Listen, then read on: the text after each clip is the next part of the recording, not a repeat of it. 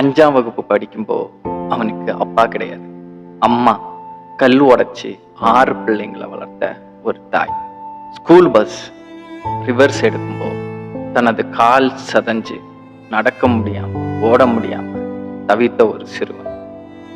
தனது school sports teacher கொடுத்த ஒரு மோட்டிவேட், சப்போர்ட், மற்ற பிள்ளைங்களுக்கு கொடுக்கறத விட ஸ்பெஷலாக ஒரு ட்ரைனிங் கொடுத்து அவன் ஸ்கூல் காம்படிஷன் ஹை ஜம்ப் நார்மலா நடந்து ஓடி குதிக்கிற பசங்களை விட அதிக ஹைட்ல குதிக்கிறது. இது அங்க இருந்த எல்லாருக்கும் ரொம்ப ஆச்சரியமா இருக்கு. நார்மலா குதிக்கிறவங்களை விட அதிக ஹைட்ல குதிச்சன இவன் அவங்க ஸ்கூல்ல இருந்து ஸ்டேட் ஸ்போர்ட்ஸுக்கு கூட்டு போறாங்க. அங்கேயும் மெடல்ஸ் எடுக்கிறான்.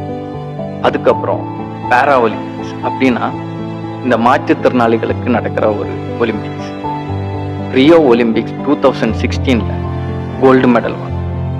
அவனை ஊக்குவிக்கிறதுக்காக தமிழ்நாடு அரசு 2 கோடி ரூபாய் கொடுக்குறாங்க. நல்லா ஞாபகம் வச்சுக்கோங்க, 2 கோடி ரூபாய் கொடுக்குறாங்க. அதுல ஒரு 30 லட்சத்தை தனது ஸ்கூலுக்கு எடுத்து டொனேட் பண்றான். அதுல எனக்கு இவன் வின் பண்ணது, இவன் கோல்டு மெடல் வாங்கினது, இது எனக்கு அது பெருசா தெரியல.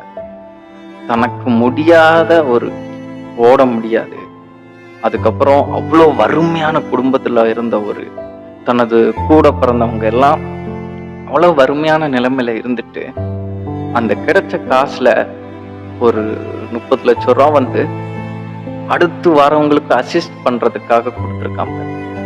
அதுதான் அவனுக்கு முடியாத டைம். அவனுக்கு அசிஸ்ட் பண்ண அந்த ஸ்கூல்ல உள்ள ஸ்போர்ட்ஸ் டீச்சர் அந்த ஸ்கூலுக்கு திரும்பவும் கொண்டு சப்போர்ட் பண்ணி அசிஸ்ட் பண்ணியிருக்காங்க.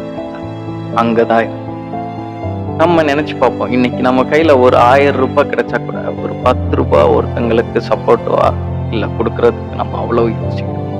அந்த நிலைமையிலையும் அவன் கொடுத்து சப்போர்ட் பண்ணதுதான் பெருசா தெரிஞ்சிச்சு. அவன் பேரு தான் மாரியப்பன் தங்கவேல்.